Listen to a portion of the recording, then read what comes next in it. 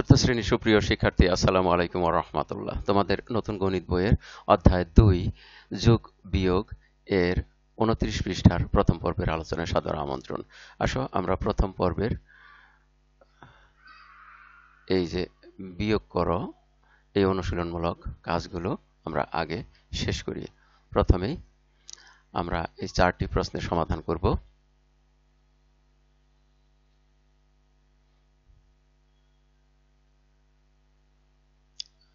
লক্ষ্য করো,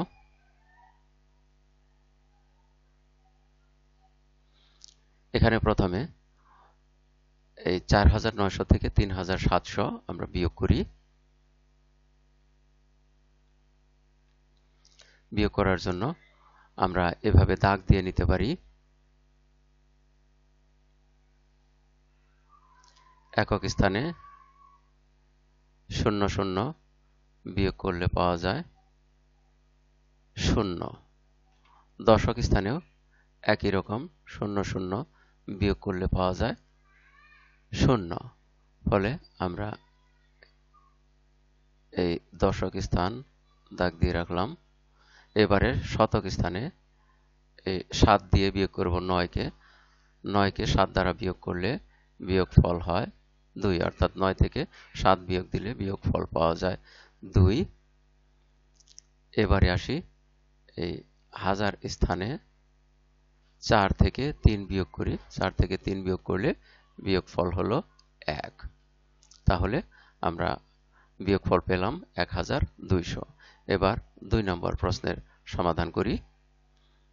এখানে লক্ষ্য করো, একক, দশক, শতক স্থান পর্যন্ত 0। এখানেও তাহলে এই শতক স্থান পর্যন্ত এই 3টি আমরা 0 থেকে 0 বিয়োগ করলে 0ই পাই, অর্থাৎ এখানে 3টি 0 আমরা বসিয়ে নেই। তারপরে হাজার স্থানে এখানে আছে 8 আর এখানে আছে 0। এখানে আছে 8, আমরা এখানে দেখছি 0। 0কে তো বিয়োগ করা যায় না, তাহলে এখানে অযুত স্থান থেকে আমরা 1 নিয়ে গেলাম।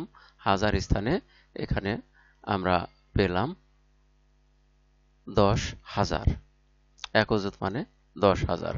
এই হাজার স্থানে এই হাজার থেকে এবার এই 10 থেকে এই 8 যদি বিয়োগ করি তাহলে পাওয়া যায় 2।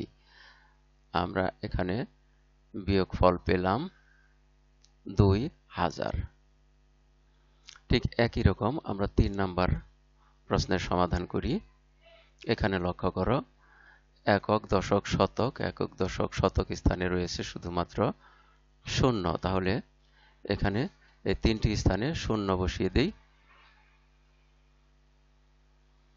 এবারে হাজার স্থানে এখানে আছে 2, এখানেও আছে 2, বিয়োগ করলে পাওয়া যায় 0। আর এবারে অযুত স্থানে এই 3 থেকে 1 বিয়োগ করলে বিয়োগফল হয় 2। তাহলে আমরা এখানে বিয়োগফল পেলাম 20,000। এগুলো আমরা এভাবে দাগ দিয়ে পূরণ করব, অর্থাৎ এই সংখ্যাগুলোর আমরা হিসাব করেছি। এবারে 4 নাম্বার প্রশ্নে দেখো, এখানে প্রথম 2টি একক ও দশক স্থানে 0 রয়েছে। আমরা একক ও দশক স্থানের উপরে দাগ দিয়ে নিলাম। এই দুটির বিয়োগফলে আমরা এখানে 00 বসিয়ে দিই। এবারে শতক স্থানে লক্ষ্য করো, যেখানে 2 আর এখানে 0, এটাতে বিয়োগ যায় না, সেহেতু আমরা এই বিয়োজ্জর হাজার স্থানের 6 থেকে আমরা 1000 নিয়ে নেই। শতক স্থানে 1000 নিলে এখানে থাকলো 5000, আর এখানে শতক স্থানে 1000 এসে হলো 10 শতক। তাহলে এবার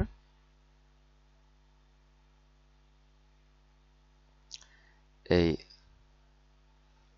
শতকে 10 শতক থেকে 2 শতক যদি বাদ দেই তাহলে থাকে 8 শতক। আবার এবারে আসি আমরা হাজার স্থানে, এখানেও আছে 5 আর এখানেও আছে 5, তাহলে 5 থেকে 5 বিয়োগ করলে বিয়োগফল হয় 0। আবার 8 থেকে 8 বিয়োগ করলেও বিয়োগফল হয় 0। ফলে এই সর্ববামে 2টি শূন্য বসে, যে 2টি শূন্য বসানো যায় না, কারণ সর্ববামে শুধুমাত্র শূন্য থাকলে তা বাদ দিয়ে দিতে হয়। তাহলে আমরা বিয়োগফল পেলাম 8 শত। আর এর মধ্য দিয়ে এই পাঠের শেষ প্রান্তে এসে পড়েছি। এতক্ষণ ধৈর্য সহকারে সম্পূর্ণ ভিডিও দেখার জন্য তোমাদের সবাইকে জানাই অনেক অনেক ধন্যবাদ। সেই সাথে পরবর্তী ভিডিও দেখার আমন্ত্রণ রইল। Thank you very much for watching and keep watching for the next video. Assalamu alaikum wa rahmatullah.